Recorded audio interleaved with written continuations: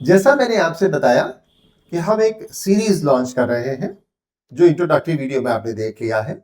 So this is the first episode, the first video talking about the business cycles having highest priority in the entire economic syllabus. सबसे ज्यादा सवाल इसी से पूछे जाते हैं. आइए देखें कि ये फेजेस ऑफ बिजनेस साइकिल हैं क्या जिसे इतनी बार सवाल पूछा जा रहा है. आइए एक सवाल से इस बात शुरू करते हैं. क्या आपने कभी देखा कि कभी कभी तो बहुत ज्यादा बेरोजगारी हो जाती है और कभी कभी काम करने वाले नहीं मिलते, बहुत लोगों को एम्प्लॉयमेंट मिलने लगता है. आखिर ऐसा क्या होता है कि बहुत सारी कंपनियां लोगों को अपने यहाँ हायर करने लगती हैं, कभी छटनी होने लगती है, कभी आप सुनते हैं कि माइक्रोसॉफ्ट ने 30,000 लोगों को हटा दिया, कभी आप समझते हैं कि बहुत ज्यादा हायरिंग हो रही है. सो ऐसा क्यों हो रहा है? ऐसा होता है बिजनेस साइकिल्स की वजह से. बिजनेस साइकिल है क्या? बिजनेस साइकिल है कोई सर्कुलर मूवमेंट. ऐसे आया, फिर ऐसे आया, फिर ऊपर चला गया, फिर नीचे आया, फिर ऊपर आया. This is circular movement. As you have seen, आपने देखा है कि सूरज भी रोज उगता है, फिर डूबता है, फिर ऊपर उगता है, फिर डूबता है. नेचर से हम गवर्न होते हैं और जो जो चीजें नेचर में मिलती हैं वही इकोनॉमी में भी देखने को मिलती हैं. इकोनॉमी में भी कभी उतार आता है, कभी चढ़ाव आता है. यानी इकोनॉमी में कभी बहुत महंगी होती जाती हैं चीजें, डिमांड बढ़ती जाती है, और कभी सस्ती होती जाती हैं चीजें और डिमांड कम होती चली जाती है. ये डिमांड एंड सप्लाई और उसका प्राइस पर क्या इम्पैक्ट पड़ता है वाले टॉपिक में हम कहीं पढ़ चुके हैं. नहीं तो अभी नहीं पढ़ा होगा तो आगे पढ़ लेंगे. तो ये वेव्स लाइक फ्लक्चुएशन है. कैसे चलता है? एक होता है एक्सपेंशन, यानी जब बढ़ेगा. जब एक्सपेंशन होगा तो फिर दूसरा आ जाएगा पीक, माने सबसे ऊपर पहुंच जाएगा. अब इसके आगे नहीं जा सकता. It's like balloon. जैसे आप बलून फैलाते हैं तो कितना फुलाएंगे, एक मोमेंट ऐसा आएगा जब बलून फट जाएगा. तो उसके बाद नहीं है. जैसे हम कहें कि कारों की बिक्री है, एवरीबडी इज बाइंग कार. आखिर कितनी कारें बिकेंगी? हर आदमी के पास कार हो गई, दो दो कारें हो गई, तीन तीन कारें हो गई. अब कितनी कार कोई खरीदेगा? तो जो डेवलप्ड इकोनॉमीज हैं, जैसे हम कहते हैं अमेरिका है, तो वहां इन्फ्लेशन 2% है. क्यों है? Because everybody is having everything. अब कौन खरीदे? जब तक वो चीज डिस्कार्ड नहीं होती, ये खराब नहीं होती, तब तक डिमांड नहीं क्रिएट होती. यानी अब कार, फ्रिज, रेफ्रिजरेटर या और कुछ कंज्यूमेबल सामान या इलेक्ट्रॉनिक गुड्स नहीं खरीदे जाएंगे. इसमें बिजनेस साइकिल अपना रोल प्ले कर रही है. एक्सपेंड हुआ, पीक पे पहुंचा, अब इसके बाद कॉन्ट्रैक्शन शुरू होगा, घटना शुरू हो जाएगा, डिमांड कम होती जाएगी क्योंकि चीजें बहुत महंगी होती जा रही हैं. ये लीड करेगा थ्रो पे, यानी अब सबसे कम हो गया. जब सबसे नीचे आ गए तो फिर आपके पास और क्या ऑप्शन बचता है? आप सिर्फ ऊपर उठना शुरू करते हैं. That is recovery. तो दिस इज बिजनेस साइकिल. कैसी होती है बिजनेस साइकिल? ये है कंप्लीट बिजनेस साइकिल. यानी एक्सपेंशन से शुरू हुई, पीक पर गई, घटना शुरू हुआ, कॉन्ट्रैक्शन आया, थ्रॉफ आ गया सबसे नीचे, फिर इंप्रूव करना शुरू किया, रिकवरी हुई, और फिर आप आगे बढ़ गए. यहां जाकर फिर कोई एक पीक आएगा और फिर से नीचे घटना शुरू होगा. ऐसा लगातार होता रहेगा. This is business cycle. आइए देखते हैं कि एक्सपेंशन क्या है. दिस इज एक्सपेंशन और मूव. इसमें क्या होगा? इकोनॉमिक एक्टिविटीज पूरी इकोनॉमी में बढ़ने लगेंगी. Economic activities arise across the economy. Output बढ़ेगा, सेल्स बढ़ेगी, जॉब्स खूब मिलने लगेंगे, खूब लोगों को हायर किया जाएगा, इनकम्स, प्रॉफिट्स, इन्वेस्टमेंट, हर चीज बढ़ रही होगी, शेयर मार्केट बढ़ रहा होगा. Everybody is happy, optimism everywhere, and these are the good times. So everything is going up. Production, employment, income, consumption, everything is going up.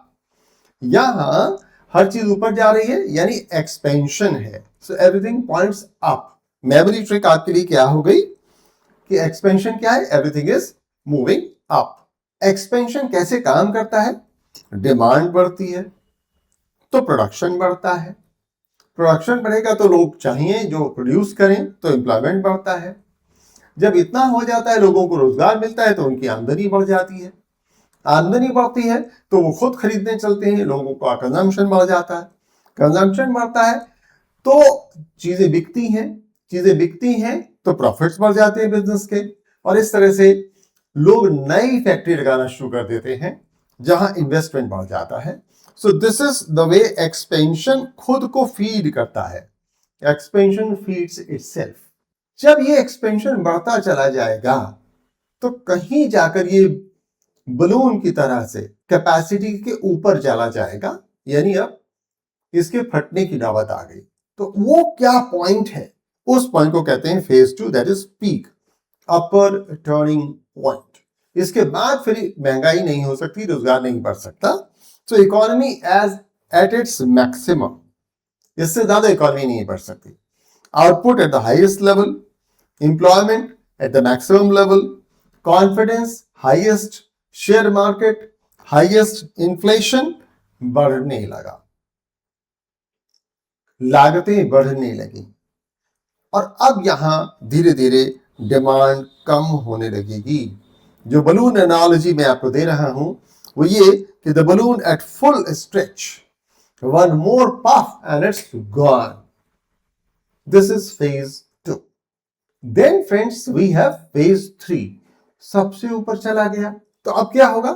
Contraction, recession, नीचे आना शुरू होगा। इससे ज्यादा बिक्री बढ़ ही नहीं रही। अब कारखाना बंद होगा, कारखाना बंद होगा तो बेरोजगारी आएगी, बेरोजगारी आएगी तो आमदनी कम होगी, आमदनी कम होगी तो वो खरीद नहीं पाएगा।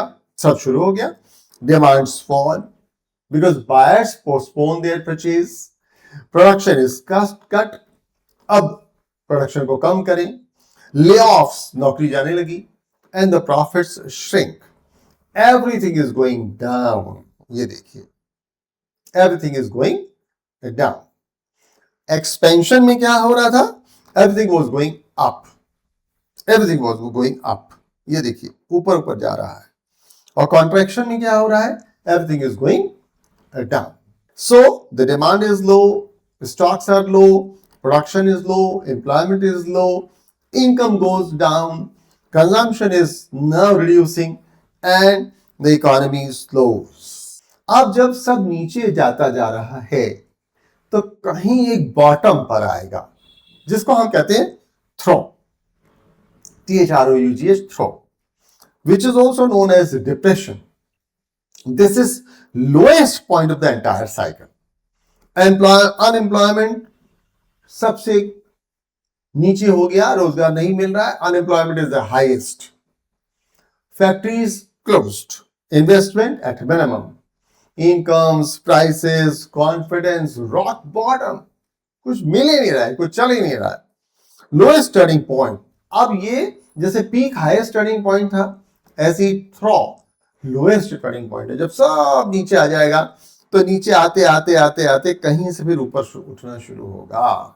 So this is lowest turning point. इस lowest turning point के बाद दोस्तों शुरू होता है phase 5, that is recovery, revival. यानी अब एक इन्वेस्टमेंट धीरे धीरे बढ़ने लगेंगे, एम्प्लॉयमेंट धीरे धीरे इंप्रूव होएगा, इनकम्स एंड डिमांड धीरे धीरे पिक करने लगेंगी, कॉन्फिडेंस लेवल आने लगेगा, and the revival matures into expansion. So in this manner we have 5 phases and we have understood those 5 phases. These are the 5 phases: expansion, peak, contraction, trough and recovery. आइए देखें कि economic indicators क्या हैं, कैसे किस चीज के बारे में पता चलता है। सो प्रोडक्शन एक्सपेंशन में धीरे धीरे बढ़ रहा होगा, पीक पे मैक्सिमम होगा, कॉन्ट्रैक्शन में धीरे धीरे कम होने लगेगा और थ्रॉफ में लोएस्ट आएगा। एम्प्लॉयमेंट उसी तरह से, अगर प्रोडक्शन बढ़ रहा है तो एम्प्लॉयमेंट भी बढ़ेगा, पीक में मैक्सिमम हो जाएगा, कॉन्ट्रैक्शन में धीरे धीरे छटनी होनी शुरू हो जाएगी और थ्रॉफ में लोएस्ट आ जाएगा। इनकम यू अंडरस्टैंड, एक्सपेंशन में बढ़ेगी, पीक में हाईएस्ट होगी, कॉन्ट्रैक्शन में कम होनी शुरू हो जाएगी, थ्रॉफ में लोएस्ट होगी।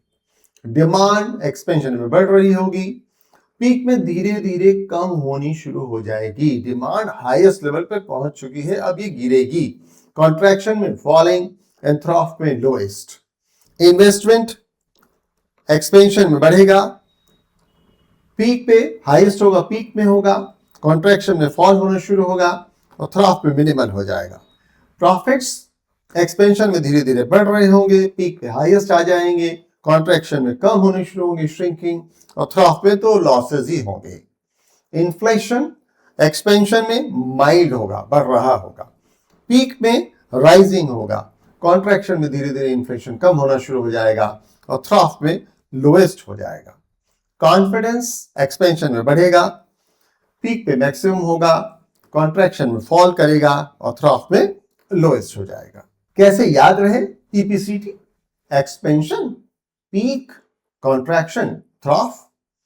सेंटेंस बना लेते हैं, every person can think. Happy is expansion and through is the broke through. Examination में कैसे पूछा जा रहा है? सो टर्निंग पॉइंट्स हैं पीक एंड थ्रॉफ। एक्सपेंशन को बूम भी कहा जाता है, सीधे थ्रॉफ को डिप्रेशन कहा जाता है जब लोएस्ट हो गया। Leading indicators move before the cycle, माने जिससे पता लगना शुरू होता है कि अब क्या होना होगा। धीरे धीरे एम्प्लॉयमेंट बढ़ने लगा, यानी अब डिप्रेशन से ये रिकवरी की तरफ जा रहा है। आपको स्कोर कैसे मिलेगा, मार्क्स कैसे मिले? सो वो आपकी फेजेस की सीक्वेंस को टेस्ट कर सकते हैं, चारों पांचों फेजेस के बारे में पूछ सकते हैं। ट्रैप कहां है? Don't confuse recession with depression. Trough का लोएस्ट है डिप्रेशन, रिसेशन मींस धीरे धीरे कम हो रहा है, that is contraction. So trap, inventory rises in the contraction. आप समझदार हैं, आप समझते हैं कि क्या आपको निर्णय लेना है। So 1 minute revision, this we understand expansion, peak, contraction and recovery. Every person can think, EPCT, that is very clear. Expansion, peak, contraction and recovery, ये थ्रॉफ। कौन कौन सी इंडस्ट्रीज आउट परफॉर्म करती हैं किस फेज में? आइए इसको जरा सा देखते हैं, आउट परफॉर्मर्स कौन कौन है। जब बच्चों एक्सपेंशन चल रहा है तो आउट परफॉर्मर्स कौन होंगे जो बहुत अच्छा करेंगे? वो करेंगे information technology, financials, communication and consumer discretionary items. जब पीक पे होगा तब कौन बढ़िया कर रहा होगा? Financials and energy material.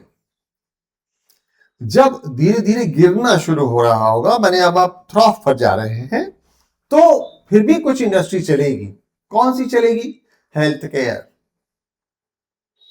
Consumer staples, खाना तो खाना ही पड़ेगा, यूटिलिटीज जिस पर आप कुछ ना कुछ खर्च करेंगे ही। और जब फिर से रिकवरी आएगी तो फिर कौन बढ़िया इंडस्ट्री काम करेगी?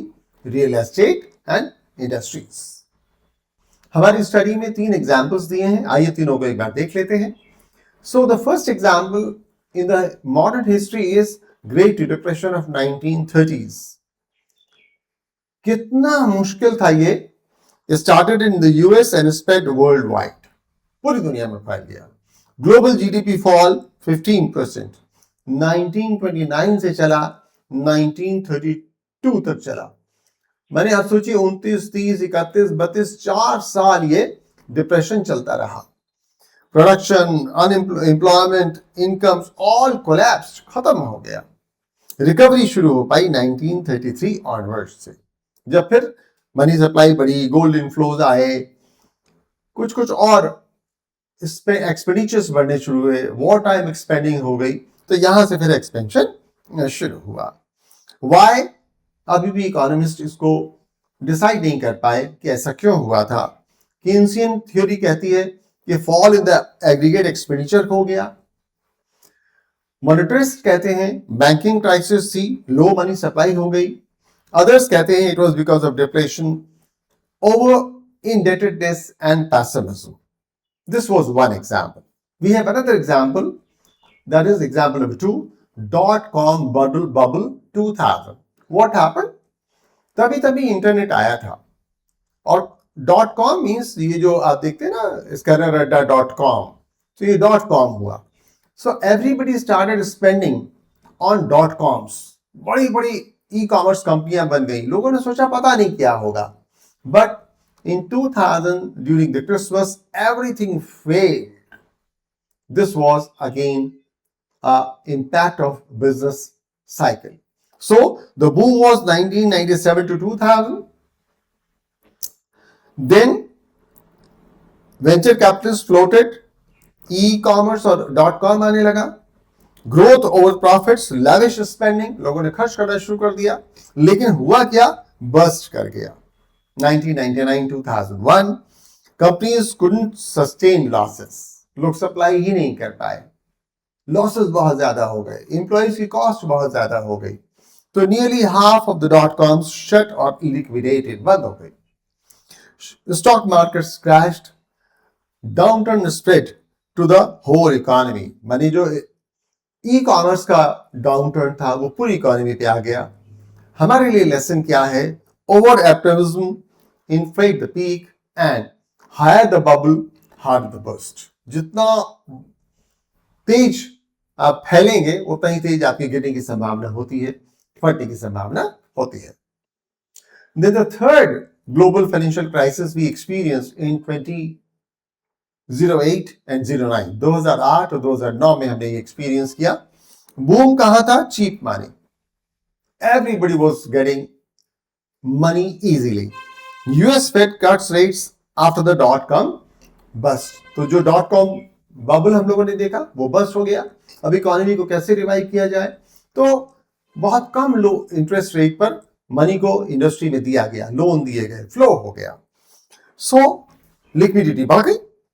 Cheap housing loans, cheap business loans, subprime loans, no credit checks. ये भी नहीं देखा गया कि कोई पे कर भी पाएगा कि नहीं कर पाएगा. और क्या हुआ? Prices will always rise. ये सोचा गया, हमेशा माना गया कि बढ़ता ही जाएगा, लेकिन ऐसा तो हो नहीं सकता. We know the business cycle. So what happened? The bust chain reaction. Over supply, prices fall from 2006. Bubble bust again the second half of 2007. borrowers defaulted, huge bank losses and the chain effect US than the world. पहले US में हुआ, जैसे 1930 में देखा, जैसे 1999, 2000, 2001 में देखा, ऐसे यहां भी हमने 2008 and 9 में देखा. Cycle lessons. One country's contraction can become the world's economics. Why? Because the world economies are interconnected. 3 crisis हमने देखी, लेकिन पैटर्न एक ही था. Easy money and optimism expansion को ले गया. पीक पे आ गए, यूफोरिया एंड ओवर वैल्यूएशन. और फिर उसके बाद क्या हुआ? बस्ट, पैनिक, डिफॉल्ट्स, ये कंट्रैक्शन आ गया. एंड देन धीरे धीरे फिर बॉटम पे आ जाएंगे, ट्रॉफ पे आ जाएंगे, उसके बाद रिकवरी शुरू होगी. So friends, it's a business cycle. Thank you very much for being with me. After watching this video, go to the scanner, open section 5.1 और सारे सवाल लगा डालिए. कहीं भी दिक्कत आए तो मेरा व्हाट्सएप नंबर स्कैनर पर है. Let me know how can I help you. All the best. Let's have a glance of the questions asked from this topic. So we have lot of questions starting from past year question 2018 May to May 2026. Just to be very clear about it, in a scanner we never give questions at the end of the book. All the questions are being included in the chapters and in the topic. इस scanner में कभी भी हम questions को किताब के पीछे नहीं लगाते, चैप्टर और टॉपिक के पीछे लगाते हैं. तो अब आप देख सकते हैं phases of business cycle. Rampant unemployment is found in boom, recovery, contraction, depression. तो rampant unemployment माने बिल्कुल बेरोजगारी की इंतहा हो गई. So the right answer is depression. Greatest depression suffered with the economy in which year? तो अभी बी 1930 जो हम लोगों ने अभी पढ़ा. So what am I trying to share with you कि जो वीडियो आपने देखा और जो स्टडी मटेरियल से आपने 5.1 तैयार किया, उसके सारे क्वेश्चंस आपको स्कैनर में इस तरह से एक जगह मिल जाते हैं एंड आपको मदद करते हैं कि आप प्रैक्टिस कर लें. इसके कुल मिलाकर जितने भी क्वेश्चंस हो सकते हैं वो सब आपके सामने आते जा रहे हैं. देखिए 19 मई लगातार ये क्वेश्चंस आपके पास आते जा रहे हैं. आइए देखते हैं कि कितने क्वेश्चंस हैं इस टॉपिक 5.1 में. मैं इसको और स्क्रॉल करता हूं और हम देखते हैं कि मई 26 में कौन कौन से क्वेश्चंस आए और कुल मिलाकर कितने क्वेश्चंस हैं.